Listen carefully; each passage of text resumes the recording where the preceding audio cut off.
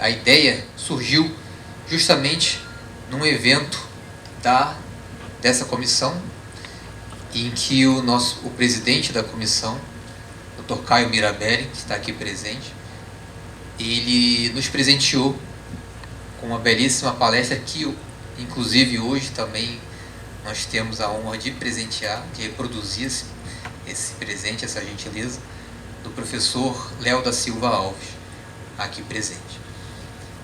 E, no mesmo instante, a ideia surgiu de trazer esse conhecimento, não só do professor Léo, mas de vários juristas, de operadores do direito, essa experiência para o serviço público, para as pessoas, para os servidores que não têm acesso, muitas vezes, a esses saberes.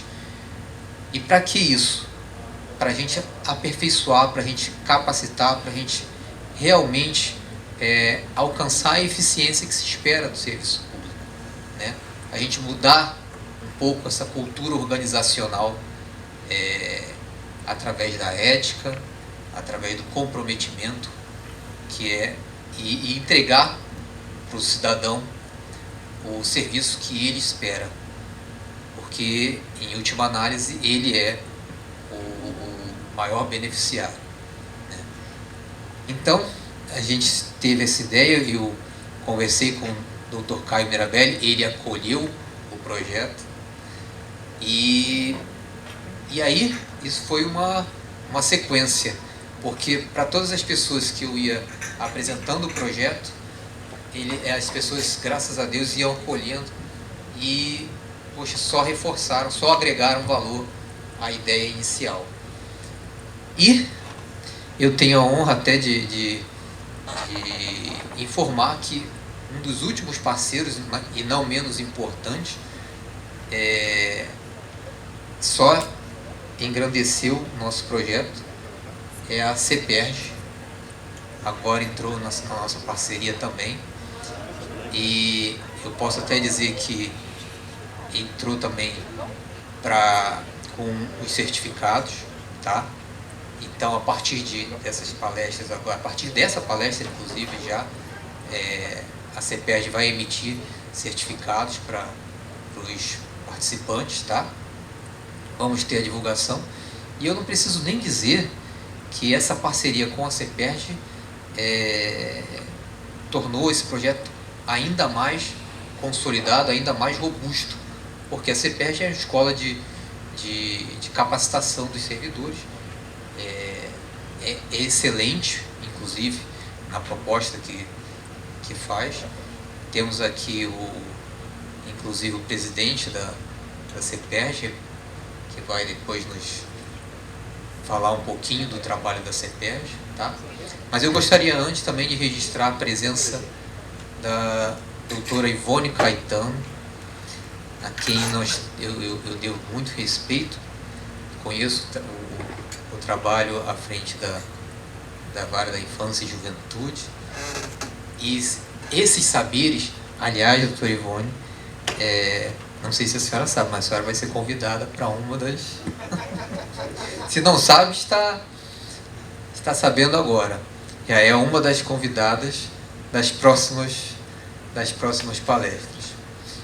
Dr. Sancler, que também gentilmente se propôs a colaborar aqui com o projeto também, com seu conhecimento, seu vasto conhecimento na área administrativa. Então, nós vamos ter aqui só enriquecer. E por que diálogo? Porque a intenção é justamente essa. É um diálogo entre as instituições, e principalmente entre as instituições e o servidor público, que muitas vezes não tem, como eu disse, acesso a esse conhecimento. A intenção é essa. Quero agradecer ao governo do Estado, tá? Especialmente a Subsecretaria de Gestão de Pessoas, aqui representada pela Juliana Duque. Tá? Olha, muito obrigado mesmo, porque pessoas que acolheram o projeto, eu estendo a toda a equipe, tá, Juliana? porque ajudaram a montar o projeto, a arte, a divulgação, todos esses detalhes, e eu não conseguiria fazer sozinho. Então, quando a gente tem um projeto, acredita, e é um projeto para o bem, a gente consegue agregar também pessoas com essa sintonia, e esse foi o caso. O subsecretário José Dias, o secretário da Casa Civil Nicola Moreira, tá? O Felipe e a sua equipe, maravilhosos, tá? A Alessandra Caleia. Aliás, desculpa, não me apresentei, tá? Sou Carlos Eduardo Corrêa de Miranda, tá? Eu sou assessor na Superintendência de Normas e Consultas da Subsecretaria de Gestão de Pessoas.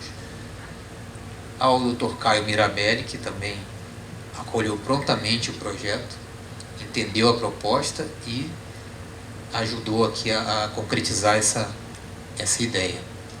Daniele Barros, o Rodrigo Castro também, e a Isabel Bessa, que disponibilizaram esse espaço e toda essa logística para que a gente pudesse realizar essa palestra. Como eu disse, a palestra surgiu num evento promovido pela Comissão de Ciências Políticas e Economia da OAB, tá? E a gente tem o objetivo, eu vou passar aqui porque eu expliquei resumidamente, e o objetivo é justamente municiar o servidor público com esse conhecimento, com esses saberes, para que a gente possa sempre aperfeiçoar o que a gente faz, o que a gente produz, tá? E entregar para o cidadão o serviço que ele espera. Para tanto, serão convidados acadêmicos, juristas, servidores, operadores do direito e de notório saber, que poderão aqui transmitir todo esse conhecimento aqui no Palácio. O público-alvo são os servidores e também, em última análise, o cidadão. A periodicidade, num primeiro momento, nós pensamos num evento bimestral, mas devido à grande adesão, e fico muito feliz até com isso, de juristas e operadores que já se propuseram a participar do projeto, nós vamos realizar o projeto mensalmente, tá? Não há custos para a administração pública, então eu só tenho a agradecer esse apoio de todos. Os resultados que a gente espera é entregar um serviço público de qualidade, sempre. E tentar mudar um pouco, contribuir para essa mudança de cultura organizacional, para uma cultura de comprometimento, tá? Uma cultura de ética e de moralidade. Vamos tentar mudar. Não sei se vai dar certo, não é esse, mas a gente precisa começar esse movimento, que também não é novidade, mas a gente precisa reforçar. Então, eu agradeço a todos aqui presentes. Esse evento, ele vai ser gravado e disponibilizado no canal da CEPERJ, nossa parceira aqui. Então, gostaria de convidar o Dr. Léo da Silva Alves para iniciar aqui os trabalhos, nos presentear aqui com o seu conhecimento. Obrigado.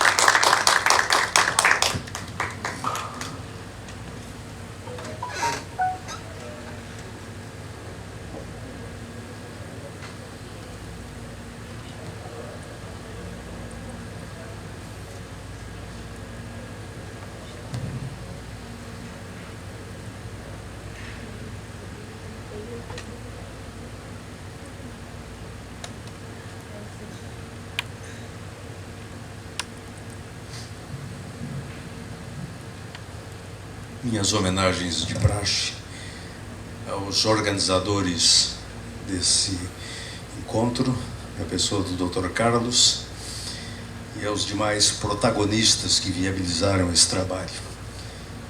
E uma homenagem particular à doutora Ivone Caetano, eminente desembargadora, que tive a honra de indicar e de ver acolhido por unanimidade o seu nome para ser a personalidade jurídica nacional homenageada no 18º Encontro Internacional de Juristas, que será realizado de 21 a 24 de janeiro em Foz do Iguaçu. Um evento que se realiza sempre em capitais da Europa e pela primeira vez será sediado no Brasil. Será homenageada a doutora Maria Estela Bordon, que é uma grande advogada e a principal comunicadora de Buenos Aires na área jurídica. Ela é uma das pioneiras no rádio em programas jurídicos de uma grande audiência. Será personalidade jurídica internacional. E o Brasil estará muito bem representado na pessoa da desembargadora Ivone Caim. Boa tarde a todos e a todas. E qual tarde não seria boa aqui no Rio de Janeiro, não é? Que não é um Rio de Janeiro, é um Rio de fevereiro, é um rio das águas de março, de Tom Jobim, é um rio de dezembro, é um rio de todos os meses, é um rio de muitos afetos. Ora bem, ética e administração. Fiz os apontamentos para não me perder no tema e para ter o máximo de objetividade. Vamos ao ponto de reflexão, que é por onde começar. Eu poderia começar do início, talvez, o que parece o óbvio, mas eu tenho livros lançados em países lusófonos da África que começam pelo fim. E isso é usual na literatura. A literatura policial, por exemplo, ela começa com o homicídio, no meio tem a trama e no fim aparece o assassino. Então, nas artes cênicas também isso é usual, né? Na dramaturgia, no teatro, no cinema, nas telenovelas, esse modelo é muito utilizado. Mas vou começar, enfim, pela fórmula não artística, ou seja, pelo começo, e pediram-me para falar dentro dos diálogos sobre administração, pediram-me para falar sobre ética e administração pública, doutor. Dirão muitos, mas esse cara é muito chato. Então já digo de início que chato é um espírito de luz disfarçado. Mas eu lembrei, na minha experiência de vida, de Daniel. Daniel era um barbeiro, um homem muito simples, que morava na periferia da cidadezinha onde eu nasci, numa vila que se chamava Progresso, mas eu nunca vi lugar mais miserável do mundo, apesar do nome.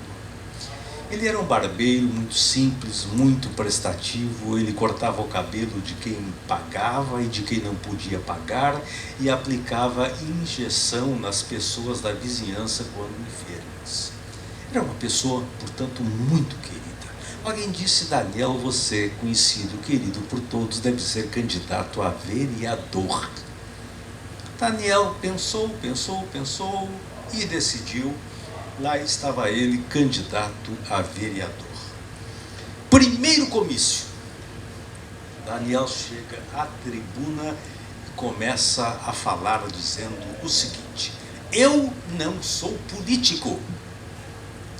Eu não entendo de política. Eu não sei nem o que eu vou falar. Foi aí que um bêbado, Maurício, porque todo comício bem organizado tem um bêbado.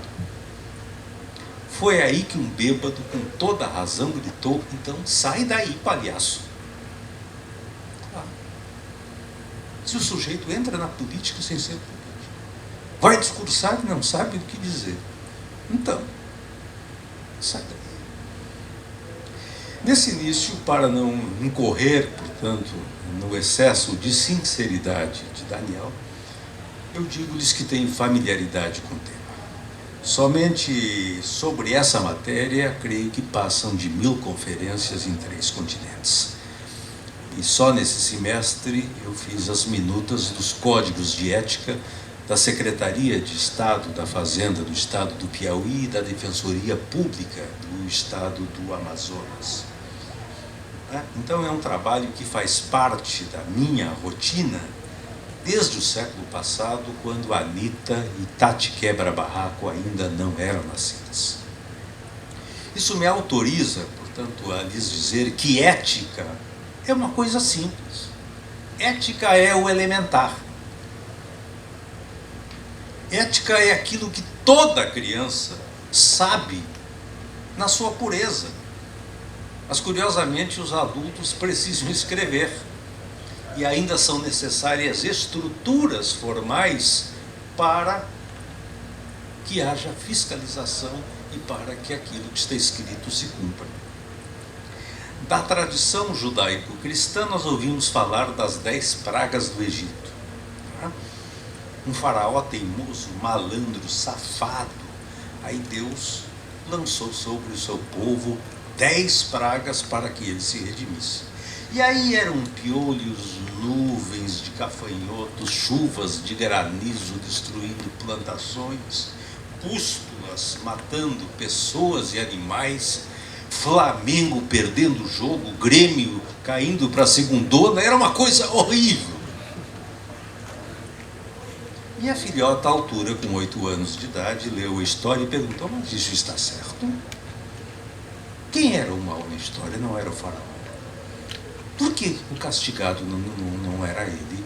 Por que os bons tinham de morrer?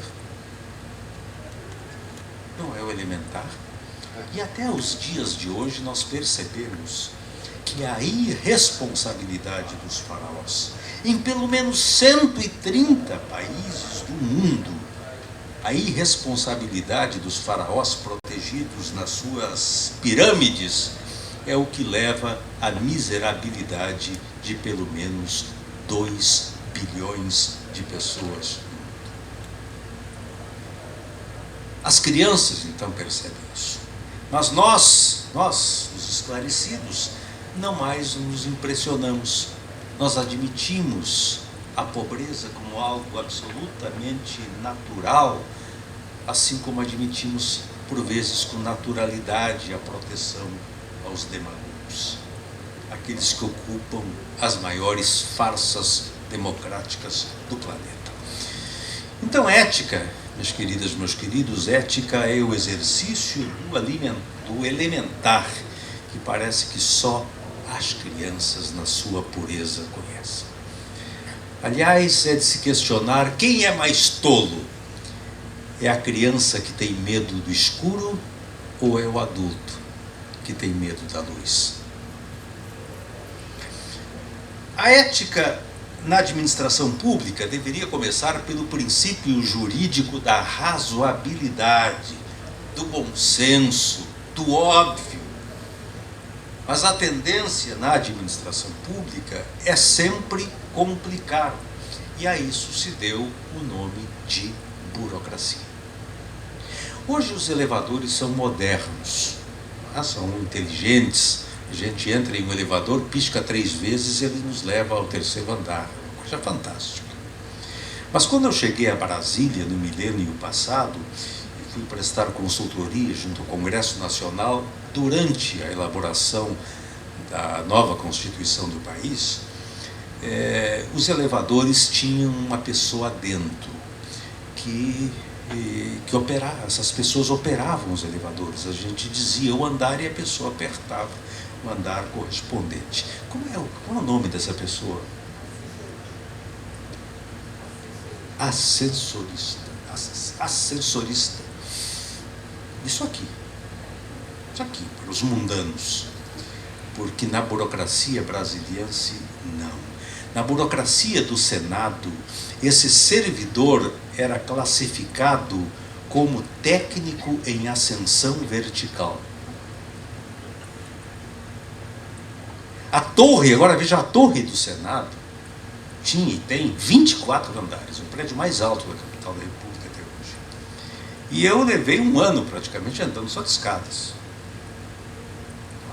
Com medo, claro. Se ele é técnico em ascensão vertical, ele não deve descer. Porque se ele descer, eles têm desvio de função. E sabe-se lá, mas sabe-se lá até onde esse doido está autorizado a ascender verticalmente. Então, há de cautela eu evitar problema. Na Assembleia Nacional Constituinte teve um momento em que no seu esboço estava escrito, um artigo dizia: homens e mulheres são iguais em direitos e obrigações. Aí um deputado por Minas Gerais ficou muito desconfiado dessa parte que tratava da igualdade das obrigações dos homens com as mulheres. E desconfiado com isso, ele apresentou uma emenda e o texto ficaria assim, segundo a emenda dele: homens e mulheres são iguais em direitos e obrigações, vírgula, entrava a emenda, exceto aquelas obrigações que têm a origem na gravidez, na gestação, no parto e no aleitamento.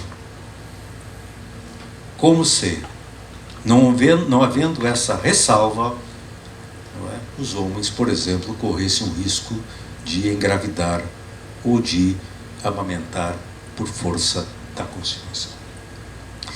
Digo-lhes isso para destacar que é por vezes difícil a gente falar em ética, falar em coisas elementares em um ambiente no qual a lógica é uma coisa relativa. Então vamos separar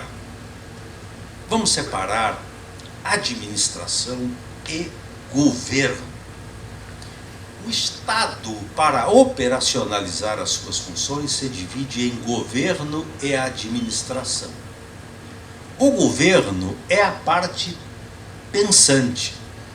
Na teoria, é o cérebro do Estado. Ali, no governo, são formatadas as políticas públicas. Ali está a inteligência.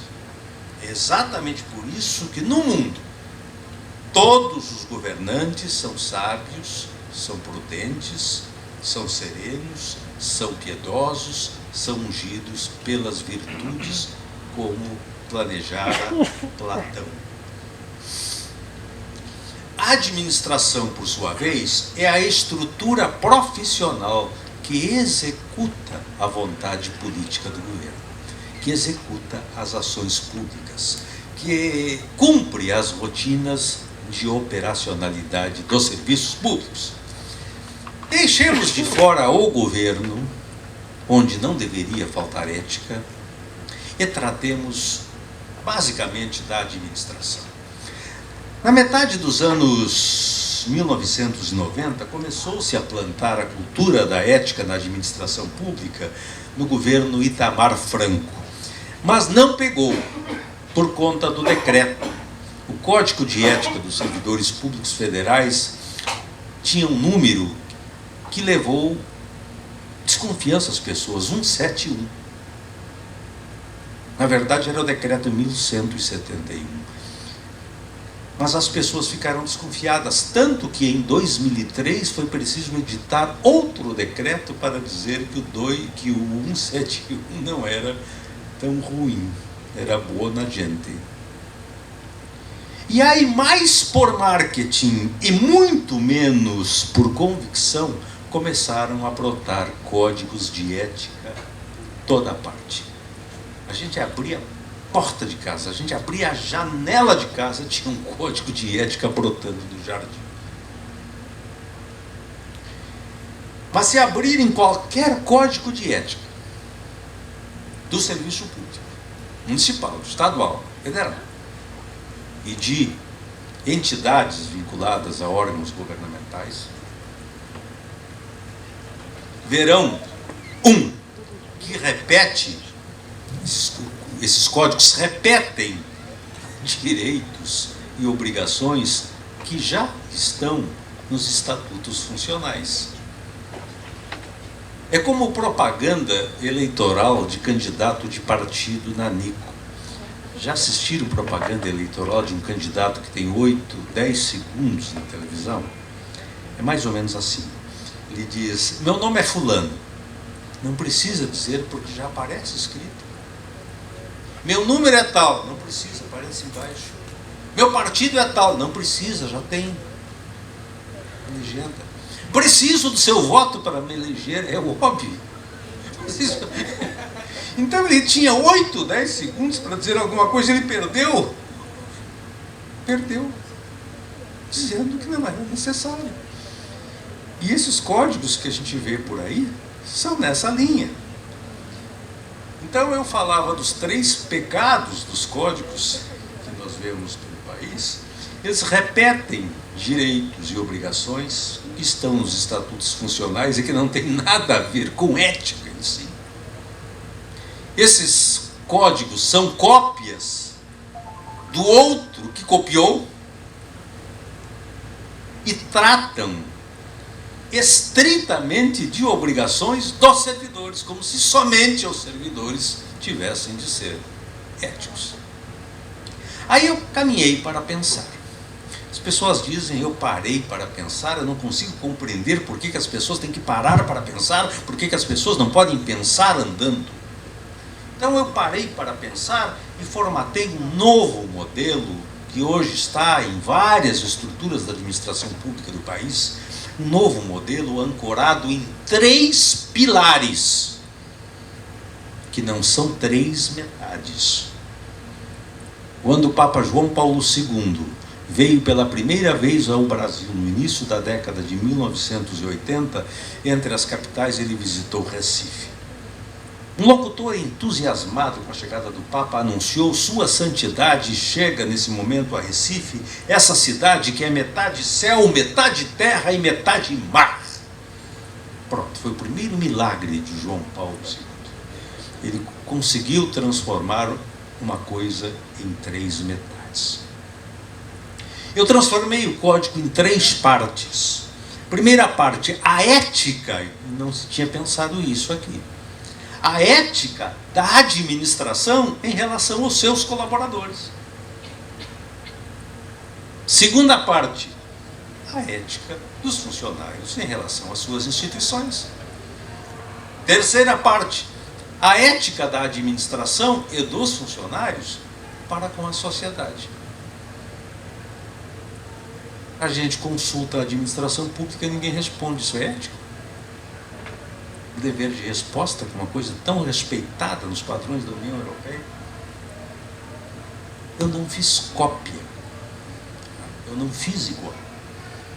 Goethe, Johann Wolfgang von Goethe, um gênio da literatura, nascido em Frankfurt em 1749, ele também era pintor. E ele dizia que quando pintava um cachorro, ele não pintava exatamente como era um cachorro. Ele dizia, eu sou um artista, eu faço arte. Se eu reproduzir na tela um cachorro, eu não faço arte. Eu estou apenas colocando mais um cachorro no mundo. Então, eu não quis colocar mais um cachorro no mundo, não quis colocar apenas mais um código como produto da inutilidade na prateleira da burocracia.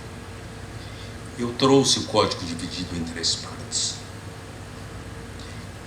Cada parte é devidamente explicada e expliquei como se resolvem os incidentes éticos sem confusão, sem entrevero, nessas situações, enfim, que ocorrem descumprimentos de posturas. Tudo muito bem explicado para não deixar interpretação absurda. Nos anos 1940, o governo federal enviou um telegrama para um prefeito numa cidadezinha no interior do Piauí. O telegrama dizia o seguinte: movimento sísmico identificado no Piauí, epicentro nessa região. Os instrumentos na época não eram precisos e um pequeno terremoto acabou por acontecer, mas lá em cima no caminho. Mas 10 dias depois chegou um telegrama de resposta do prefeito para a capital aqui no Rio de Janeiro. O telegrama do prefeito dizia movimento debelado, epicentro preso. Então, para não deixar nenhum espaço de interpretação absurda, é tudo muito bem explicado, sem que o texto seja longo. Não é por estar na minha presença, mas eu tenho uma capacidade de síntese incrível. Quando estudante do 2º grau, por exemplo, eu conseguia colocar numa borracha toda a Inconfidência Mineira, a conjugação baiana, e ainda nas laterais sobrava espaço para, pelo menos, descrever a vinda da família real para o Brasil.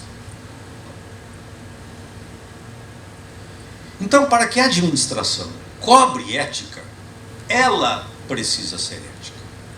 E assim eu escrevi, por exemplo, que a administração tem o dever perante os seus agentes de garantir tratamento digno, e digo que é um tratamento digno, capacitar as pessoas para poder cobrar delas o bem fazer o serviço, igualdade de oportunidades, reconhecer os méritos e agraciar os bons com elogios, diplomas e condecorações. Vejam a lista de agraciados nas entregas de condecorações, nas medalhas, entregas de medalhas pelos ministérios. Outro dia, eu vi o cabeleireiro da primeira-dama ser agraciado com a Ordem do Mérito da Aeronáutica. E nenhum servidor receber um pirulito daqueles que Kiko, lá da turma do Chaves, recebe para se lambuzar. Proteção, isso é muito importante. A administração tem o dever ético de dar proteção aos seus colaboradores, às suas colaboradoras, em relação ao assédio moral e ao assédio sexual. Acompanhamento da saúde física e mental de seus agentes. E assim vai, porque não é ético, não é moral, não é decente, não é elementar cobrar dos funcionários um respeito que não se lhes dá. Claro que há umas figuras engraçadas. Eu lembro de Bonsoir, que era um empregado público. Ele trabalhava na central dos Correios em Brasília.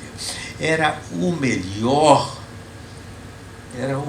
colega, prestativo, sorridente, feliz. Começava com bom dia na segunda-feira e ia até sexta-feira, ao meio-dia, a melhor pessoa do mundo. Na sexta-feira ele saía para almoçar e bebia todas. E aí ele voltava doido. Chegava às 14 horas, doido, e queria agarrar as mulheres. E todo mundo já sabia que ele estava nesse estado, nesse ponto, porque aí, bêbado, ele só falava em francês. Ele abria a porta da repartição e dizia assim, bonsoir. E as mulheres corriam. Nesse dia as mulheres trabalhavam de calça jeans, tênis e com as cadeiras viradas para uma rota de fuga. Então, há pessoas desse padrão, mas há pessoas doentes. 4% do público, em geral, tem algum distúrbio de personalidade. E outros adquirem pela vida, por circunstâncias, por acidentes, por estresse, por traumas, pelo abuso. Essas pessoas também estão no serviço público. Ou alguém imagina que as pessoas no serviço público têm uma fisiologia e uma personalidade diferente das pessoas que trabalham em outros ambientes? Problemas conjugais.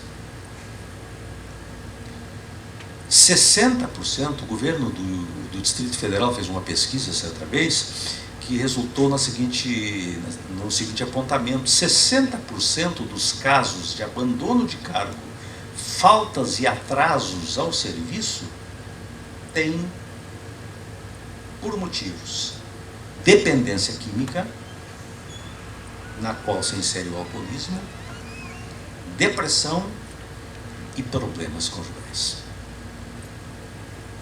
Problemas conjugais cresceram muito nos últimos anos e não só por conta da pandemia. Tanto que os padres atualizaram o sacramento.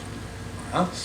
Agora os padres não dizem até que a morte os separe, dizem até que o WhatsApp os separe.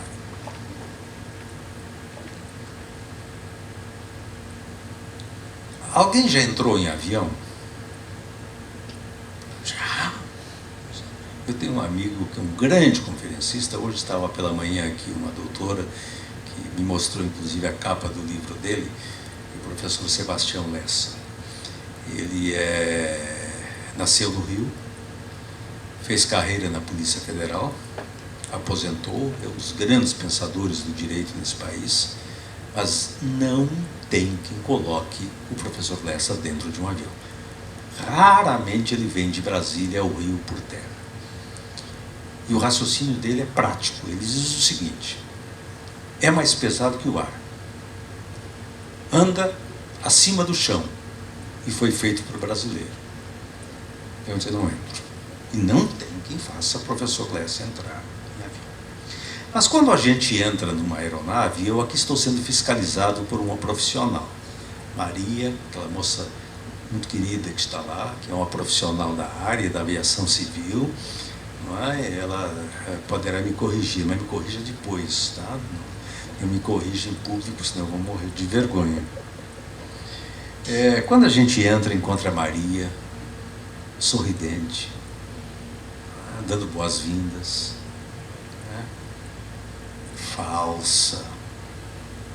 Aquilo ali, na verdade, é uma estratégia.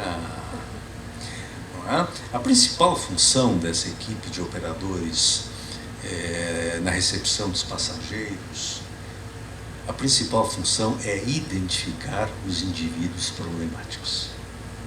Eu não sei se o senhor sabe, mas todo avião carrega mala. E a mala nem sempre está no compartimento de carga ou no bagageiro acima das poltronas. Então, aquela moça que nos recebe agradavelmente, ela tem um raio-x nos olhos e mapeia os encrencas. Não é? E aí, subsidiariamente, ela auxilia aquelas pessoas que precisam de um auxílio para ingresso, para acomodação, e prestam outras assistências, são sempre muito gentis. Mas o raio-x é identificar o encrenca com K. Por que, então, que essa regra, que é tão elementar na segurança dos voos, não se utiliza na administração pública? Por que a administração tem tanta dificuldade em identificar os seus encrencas? Assim como não prestigia os bons, tem dificuldade de identificar os encrencas e, na excepcionalidade, quando for o caso, tratar quem precisar ser tratado. Aposentar, se for caso de aposentadoria. Ou colocar à rua, com o devido processo legal, se for um safado. E os servidores, por sua vez, têm os seus direitos e proibições nos respectivos estatutos e têm compromissos éticos, que são coisas completamente diferentes.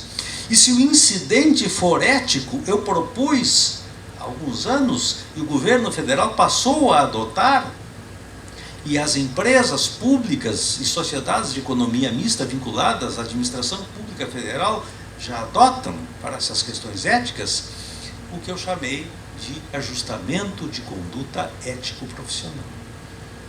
Ao invés dos complexos processos para levar para uma suposta censura, o ajustamento de conduta é o que faz com imediaticidade, economia, faz com que o indivíduo reflita sobre a sua conduta e saia por aquela porta uma pessoa melhor. O tempo não nos permite enumerar as obrigações éticas da administração, principalmente as obrigações éticas dos colaboradores da administração e também o detalhamento das obrigações éticas que os funcionários têm para com a sociedade. Mas é fundamental que saibam os três pilares. Eu não vou prolongar mais porque eu corro o risco de perder a minha plateia para os braços de Morfeu. É claro que as mulheres, dentre tantos privilégios, as mulheres têm, por uma capacidade singular que a natureza lhes deu, as mulheres têm uma capacidade cerebral muito além dos homens. As mulheres dormindo, mantêm 90% do cérebro em vigília. Verdade. Mas a doutora Beatriz, eu peço que a senhora não durma, porque perderá 10% da palestra. A mulher só erra quando desconfia do homem, não é?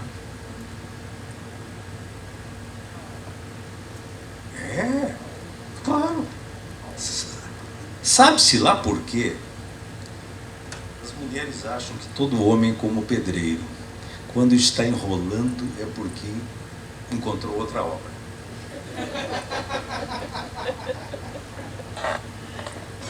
Para essas mulheres que vivem esse desconforto, eu dou uma dica que eu ensino nas academias de polícia, entre elas na Escola Superior de Polícia, que é da Polícia Federal.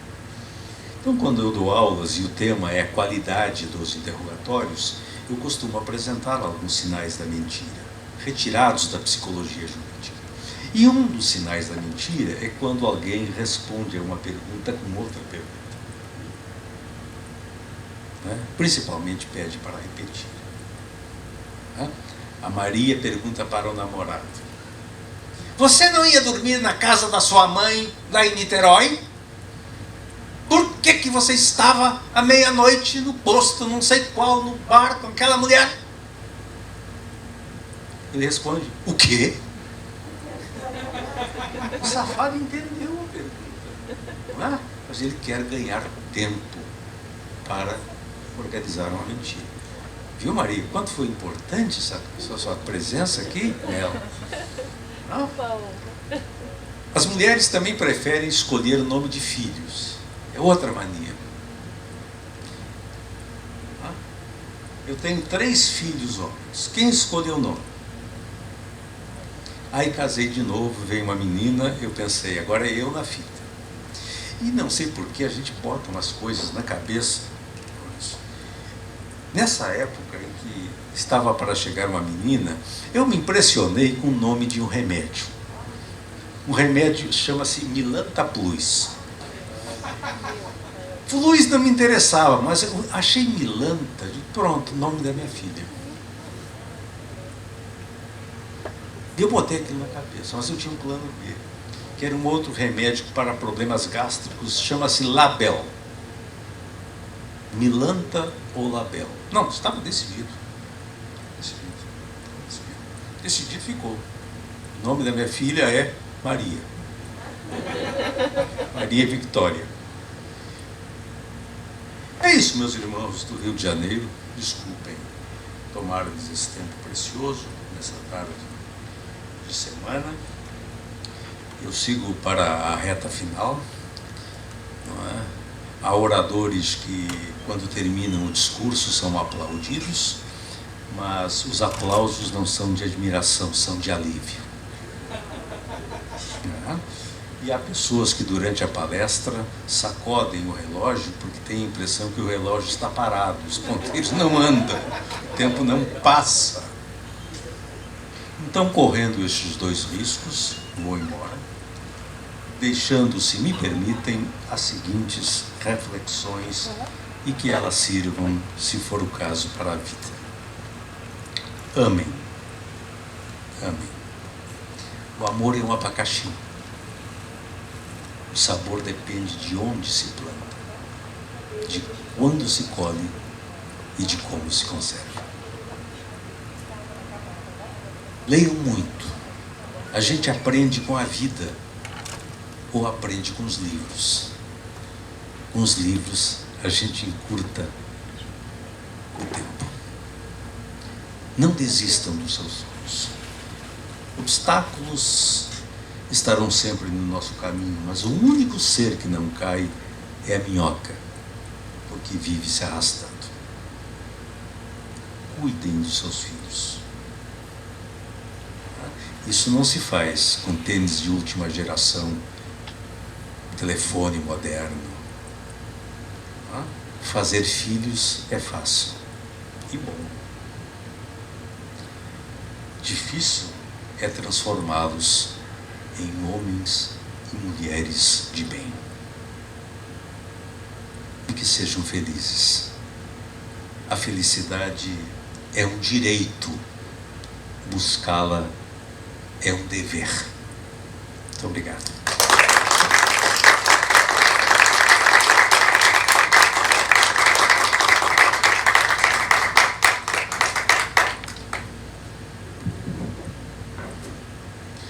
Obrigado, professor Léo, mais uma vez.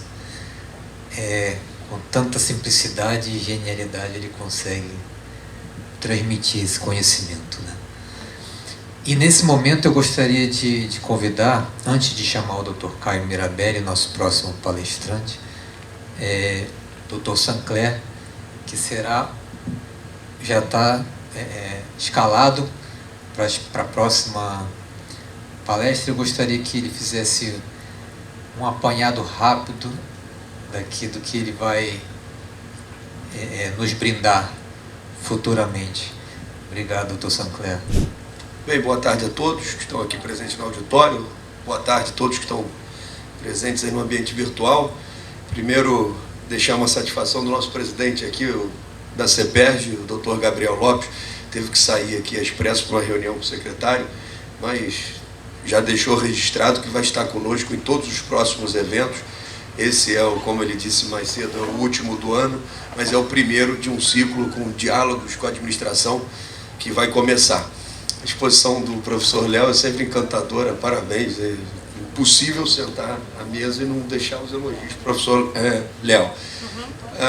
No próximo encontro, eu estarei aqui também como um dos palestrantes, e eu separei o tema diálogo competitivo, né? Que é de total importância, porque a administração pública hoje ela tem que dialogar com o particular.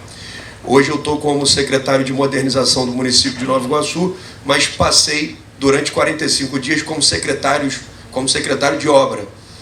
E eu achei assim diversas coisas interessantes, porque como eu sou da área técnica, a gente sempre olha os contratos à luz do direito. E só aqui, a título de curiosidade, um dos contratos me chamou muito a atenção, professor Léo, que estávamos pagando 2 milhões e 100 mil reais de adicional noturno. E aí eu dei uma ordem e falei, olha, coloca essa obra de manhã, tira a obra da noite, porque eu não vou pagar 2 milhões e 100 no contrato todo aqui de adicional noturno. Um certo político veio e reclamou, falou, olha só, a população vai reclamar porque a obra de manhã vai gerar trânsito.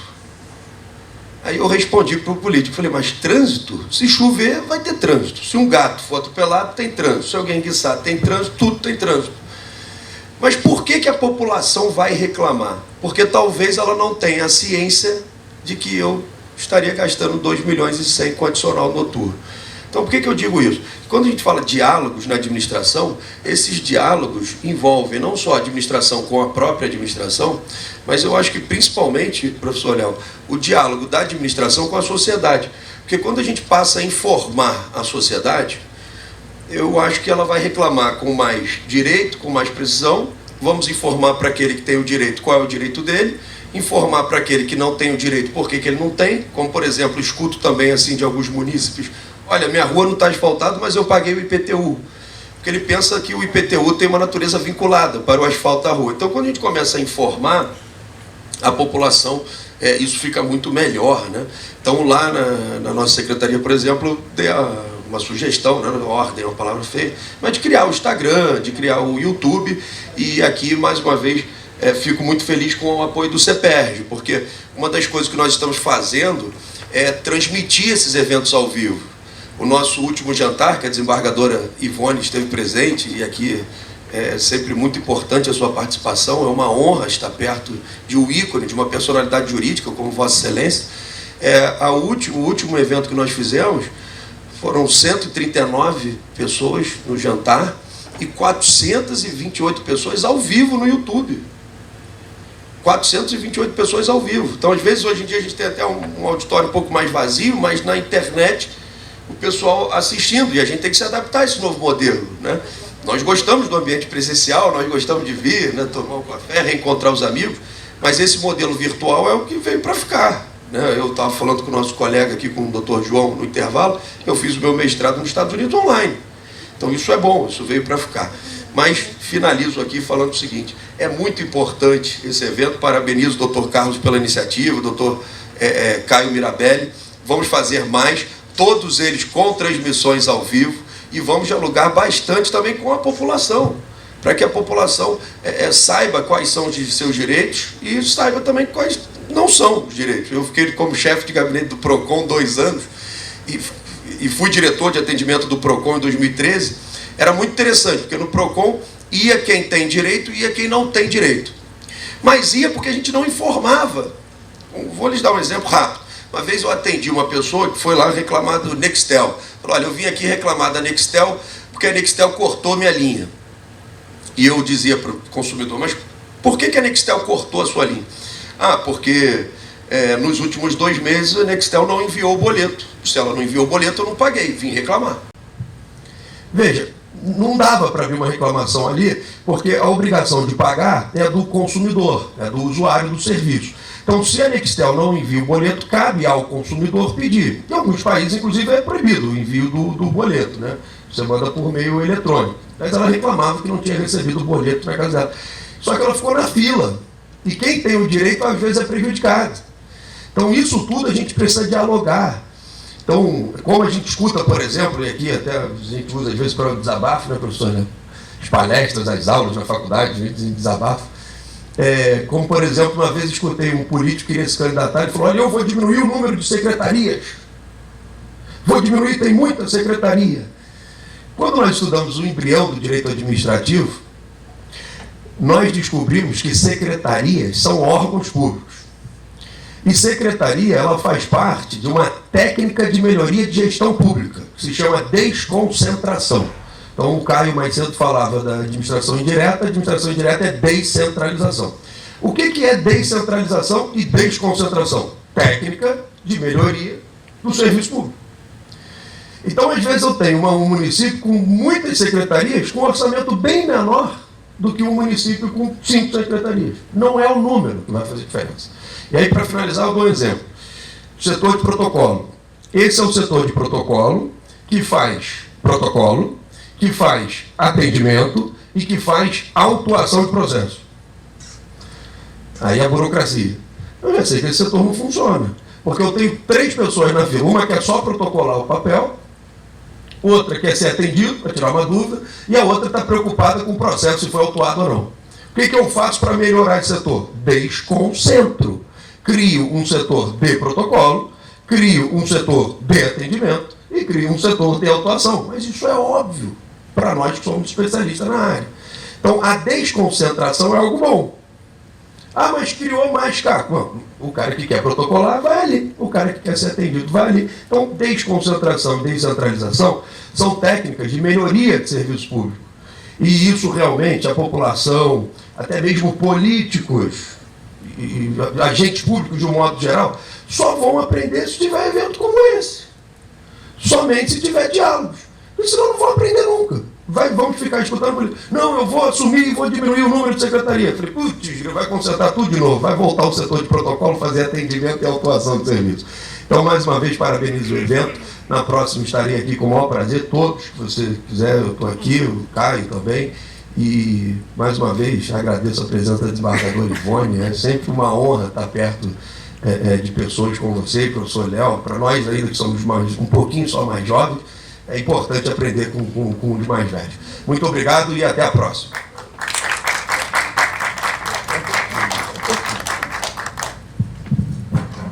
Obrigado, doutor Sancler. E realmente a intenção é essa mesmo, dialogar. Aliás, muito da desinformação que a gente tem vivido se deve a essa falta de diálogo.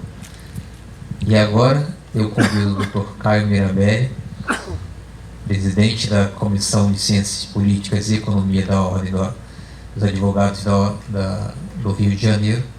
Eu, antes de iniciar minha fala, eu preciso agradecer a GESPERJ, a CEPERJ à Secretaria de Casa Civil, ao Governo do Estado, à OAB, que foram instituições que se uniram para realizar esse projeto.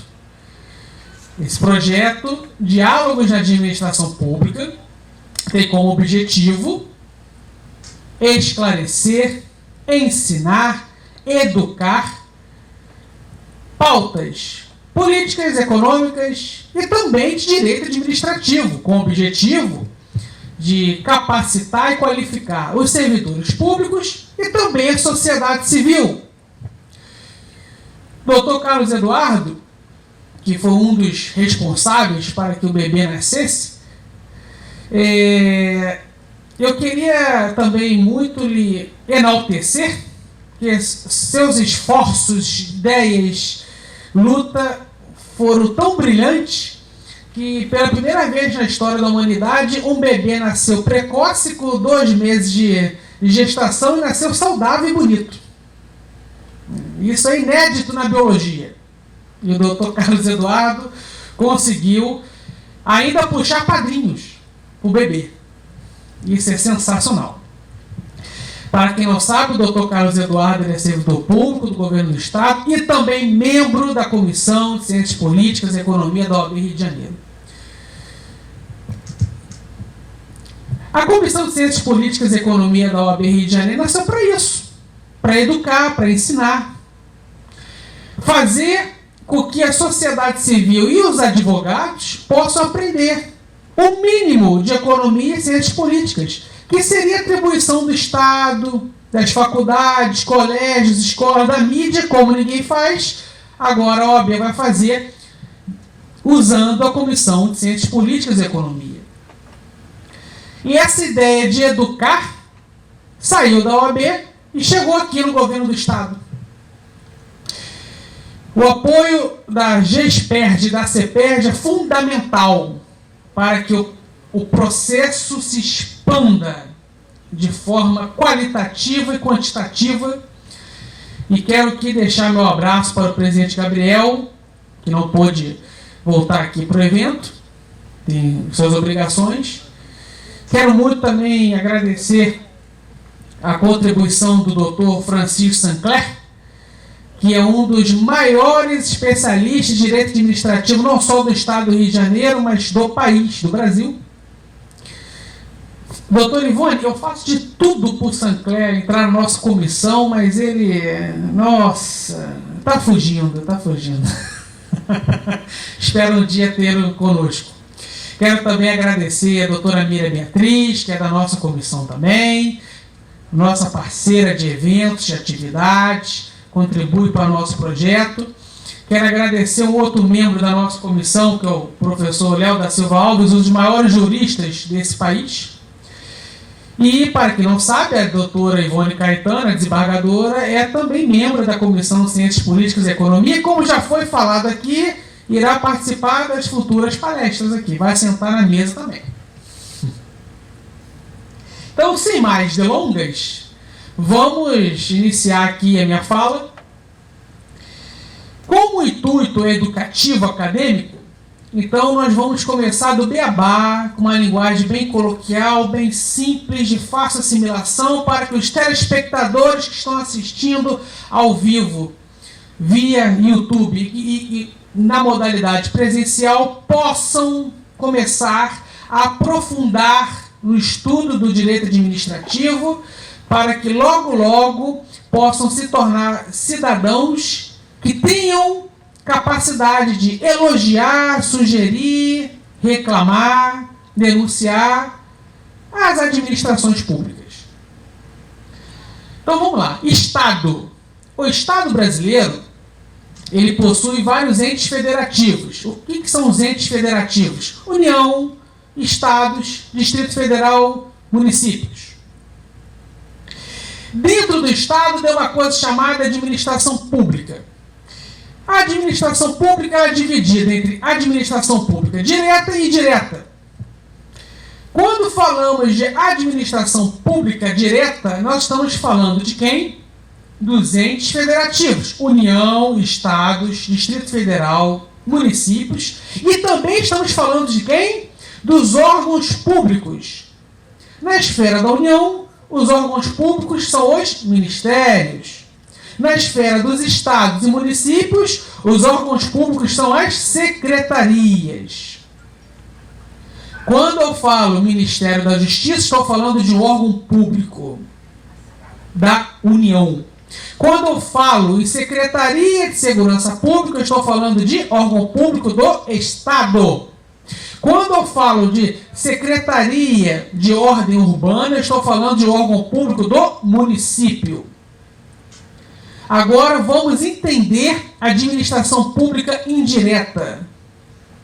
Ela também é formada pelos entes, União, Estados, Distrito Federal e municípios, e pelas entidades públicas. O que são as entidades públicas? Autarquias, fundações, empresas públicas, sociedade e economia mista. Querem entender o que é uma autarquia? Darei exemplos. O famoso INSS é uma autarquia federal. A Anvisa, autarquia federal. A Anatel, ANA. Fundações. A Fundação CEPERJ, que é parceira desse projeto, é uma fundação pública estadual.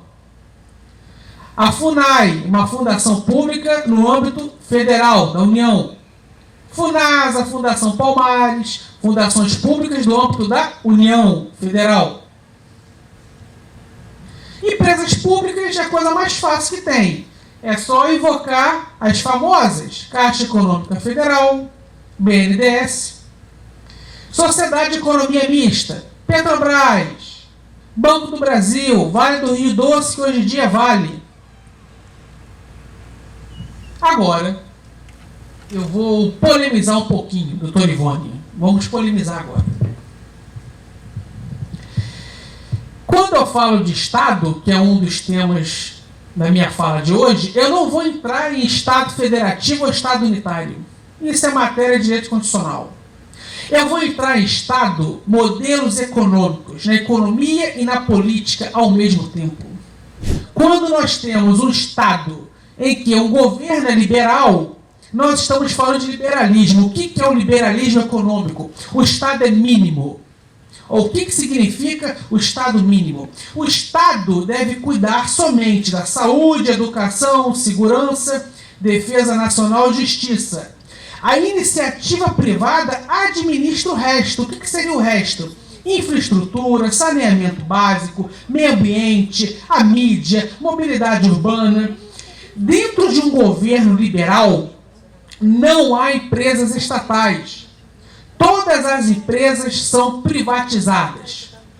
No Estado mínimo liberal, a máquina pública é diminuída. Então, eles promovem a extinção de órgãos públicos ao máximo. Eles promovem a extinção de autarquias e fundações públicas ao máximo. E as empresas estatais que existem são privatizadas, são entregues para a iniciativa privada. Quando eu tenho no Estado um governo socialista, o tal famoso socialismo, o que significa isso? É o contrário. O Estado ele é máximo. O Estado deve cuidar da saúde, educação, segurança, infraestrutura, saneamento básico, defesa nacional, justiça, meio ambiente, a mídia, mobilidade urbana. Dentro de um governo socialista, não há empresas privadas. Todas as empresas são estatais. Todas as empresas são do Estado.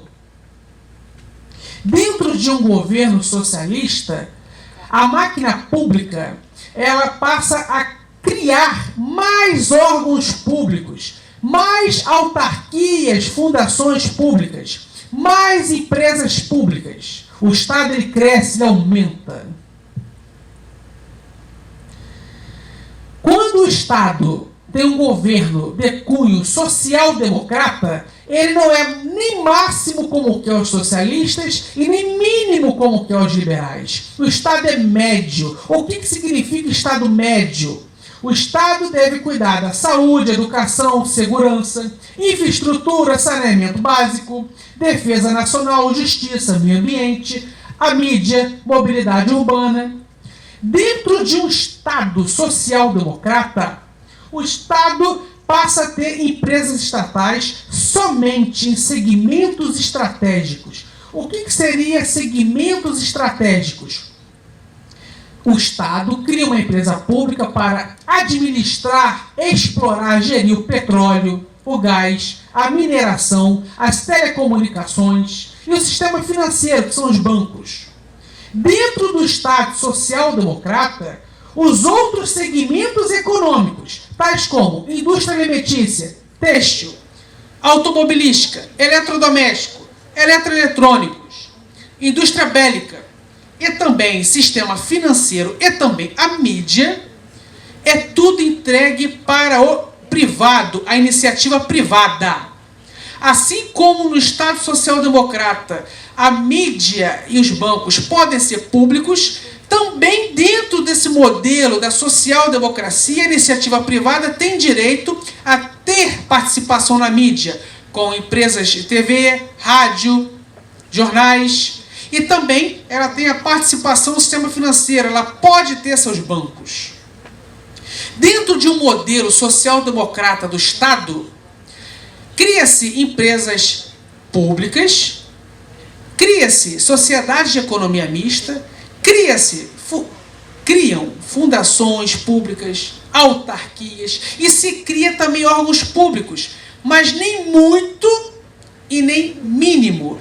Cria alguns órgãos públicos, criam algumas autarquias e fundações, nem muito nem pouco, mais ou menos.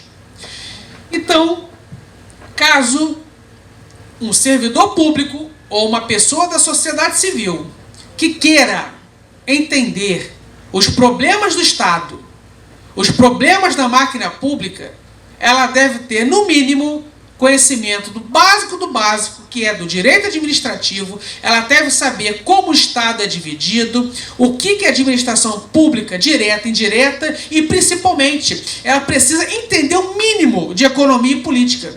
Ela precisa entender como que os modelos econômicos e ideológicos influenciam na estrutura da máquina pública e como que a estrutura da máquina pública vai funcionalizar. Então, encerro aqui a minha fala. Espero que todos tenham gostado, que tenham todos uma excelente final de tarde, início de noite. Gratidão pela presença de vocês. Um caridoso abraço.